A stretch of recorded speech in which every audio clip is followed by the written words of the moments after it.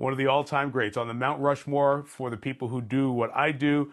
Brent Musburger joins us. Brent, who, as you know, was the face and the voice at CBS and then at ABC and ESPN, and now is with the Vegas Sports and Information Network. The wise guys out in the desert. Brent has been getting that going, and of course is the radio voice of the Raiders, which I absolutely love. So I got to ask about my pal John Gruden, how he's holding up. First, Brent, I want to start with Gronk and Brady together. And I'm going to imagine right away there was an impact in Vegas. Their win total probably changed as soon as that news came out yesterday. Well, you know what's interesting? It has always been high. There's a proposition in Las Vegas and in New Jersey, Michael. Who will win more games, Tom Brady or Bill Belichick? Now, here's what's interesting. It was 9.5 was the over-under for the Buccaneers, okay? 8.5 for the Patriots. That was after Brady had signed on with Tampa Bay. But guess what? They've had to move the Patriot number in some locations. They moved it up to 9, all right? Now, you lay a little bit of a price if you want to take under that. So far, you haven't had a big move with Gronkowski being traded away. I think they sent a 7th-round draft choice. As I recall, the Buccaneers didn't have a 7th. Yeah. And in return, Mr. Belichick now has 2 4th-round draft choices. It's crazy. It's hard to believe, and it's going to be odd to see those guys together. Brent, have you enjoyed staying in touch because of the Raiders gig and the VSiN stuff that you're doing? Have you enjoyed being back in touch on a day-to-day basis with everything going on in the NFL? Yeah, listen, Michael, the NFL is king, okay? And that really gave me my start at the network level with the NFL Today with Phyllis George, Herb Cross, and Jimmy the Greek back in the mid-'70s. John Gruden, of course, was working with you and doing things and covering games and was all over the place.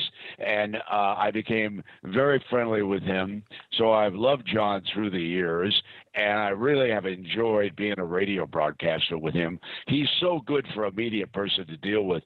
I've been asked, was it a distraction for Outside the Lines? And I said, not when you got John Gruden. He knew how to program it. He knew how to get the most of it. And it was never – Antonio Brown was the big distraction, if you know what I mean. And so the Raiders are going into tomorrow's draft.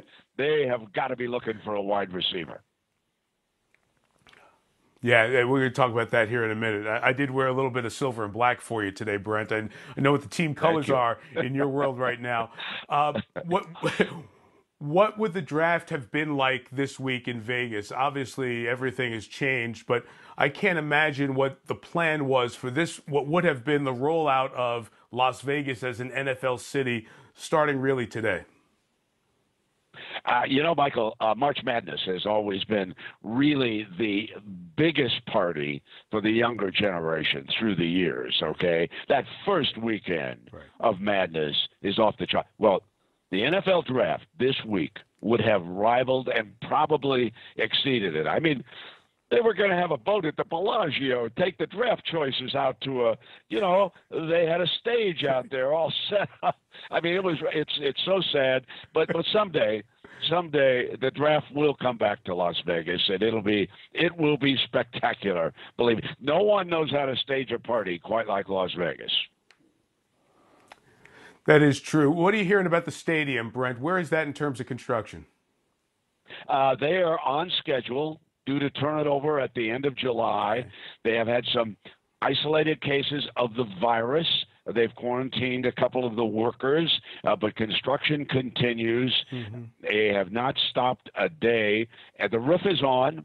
I have seen aerial views of it. It's a permanent roof. The stadium, for those in the Midwest who are listening to you, it's actually built along the lines of the one in Minneapolis that the Vikings play in. So nobody has a bad seat. It's more of a vertical stadium, the one that slopes back. But it's on. Hey, you'll be there. We're going to have Sunday Night Football has got to be coming to Allegiant Stadium in Vegas. That will be a big scene, my friend. Kansas City and Las Vegas, the Super Bowl champion, Patrick Mahomes against the new-look Raiders. Why not?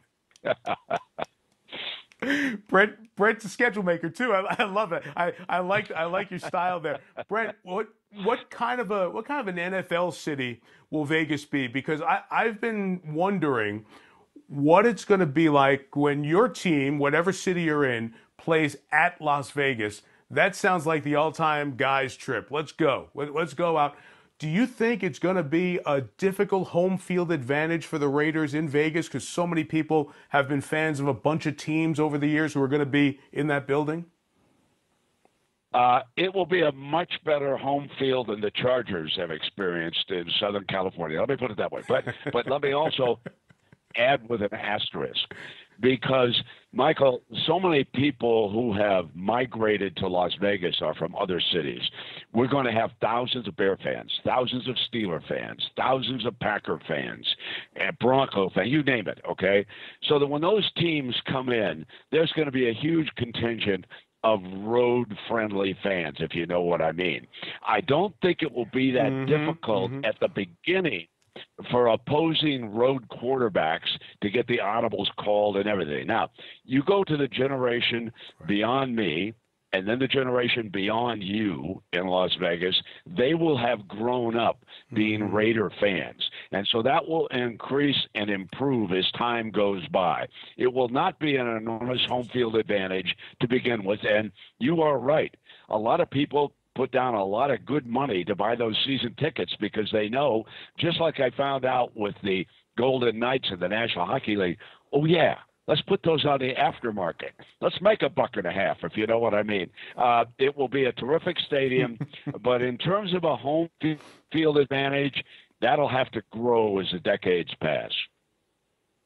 Yeah.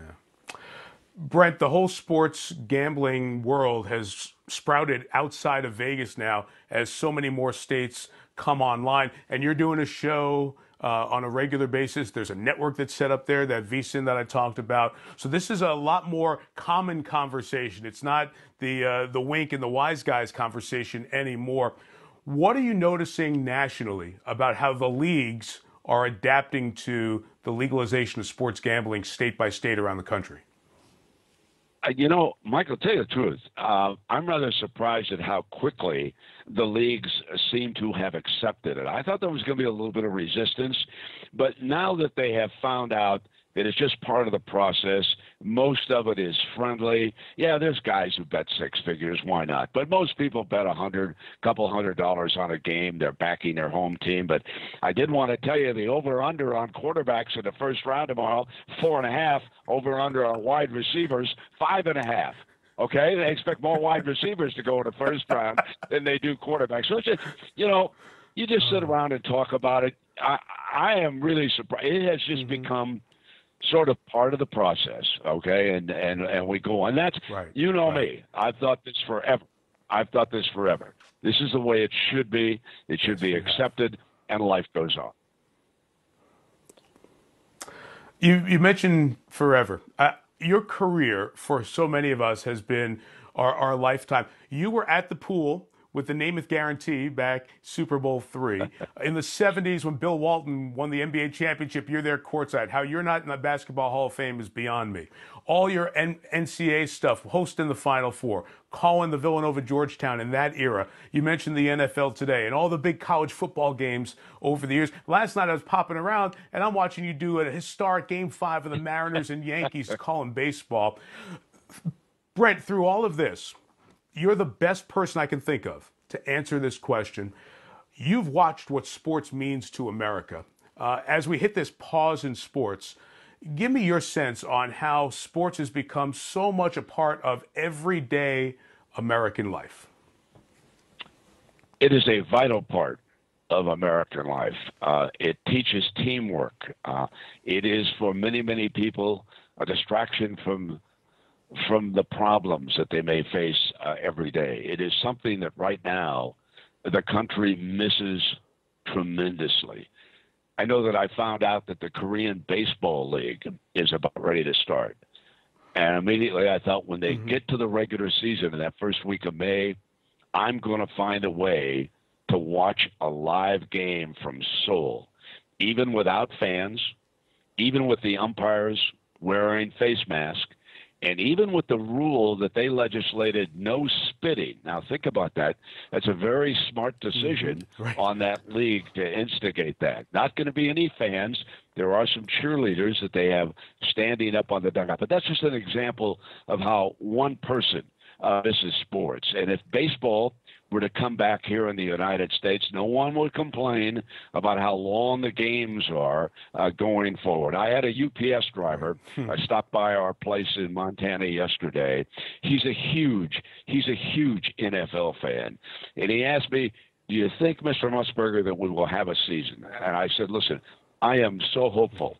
There are people looking forward to that. I think that the NFL did absolutely the right thing in going forward with the draft. I can't tell you how many people are talking about who's my team going to pick, how many quarterbacks are going to go in the first round.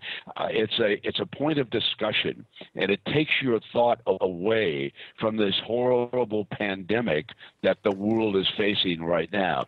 The world, especially Asia, misses the Premier League. You know how important that is to them over there. So it's a vital part of every day, and it's one of those things that we really miss right now. Now, obviously, unemployment is a tremendous problem, and it's something that they have to face. But along with that, there's that discussion point when you go into your deli or you go to a Starbucks to get a cup of coffee. How about those Lions? Are they going to be that bad again this year? Or how about the Patriots? Can they go forward without Tom Brady? It's a great discussion point that people have with sports, and it has become a huge part of life in this country. And I am so hopeful that not just the NFL, I'm pulling for the colleges to be able to go forward with college football at some time this fall. People look forward to it, whether or not they go to the stadiums or not. We've got television. We've got NBC. We've got Sunday Night Football. You've got CBS. You've got Fox bringing you the games on Sunday. So, Michael, it is something that this country really misses right now, and I'm just so hopeful that we can have some games. Same here. You left me a lead in, and I can't drop the lead in from one of the best setup men of all time. You mentioned who your team's going to pick. Do you have a feeling about the Raiders and what you're going to do there with a bunch of first rounders? What do you think John's going to do, and Mike Mayock as well? Mike, I can't see them going anywhere except for a wide receiver with pick number 12, or maybe they're going to move up. You know, there's a lot of gossip now about some teams. For example, the Broncos are in the division. They pick behind them, I think 2 or 3 picks behind them. They also are interested in wide receiver. You got Jacksonville sitting up there at number 9, or maybe into that 8 position with Arizona. They're going to have to protect that one pick, okay? There are 2 spots that the Raiders must address in this draft. Number 1 is wide receiver, and this is the year to be going after one of them. The other is corner. I'm not quite sure what happened with the Eli Apple signing, whether it was part of the physical examination or what, but they are very weak at the corner position, okay, going forward. So those 2 spots must be addressed by the Raiders in this draft. Nobody knows it better than Mike and John. We could do an hour. We could do 2 hours because there are 8,000 things you can talk to Brent about, and they're all entertaining. It's great to see you. It's great to hear your voice. Best of the whole family up there at the ranch in Montana. Stay well, and I look forward to seeing you out in Vegas sometime this fall, Brent. Yeah, thanks for starting this noon talk show, Mark. It's really great, and Thanks for having me on. I always enjoy talking to Mr. Tirico. Next time I'll see him, Sunday Night Football, Allegiant Stadium, Las Vegas. I'll see you, my friend. The best. You're looking live at Brent Musburger. How did I not get that in on Lunch Talk Live? Thank you, Brent. Brent Musburger there. Hi, I'm Mike Tirico, and thanks for watching. Make sure to hit subscribe for the latest news and highlights from NBC Sports.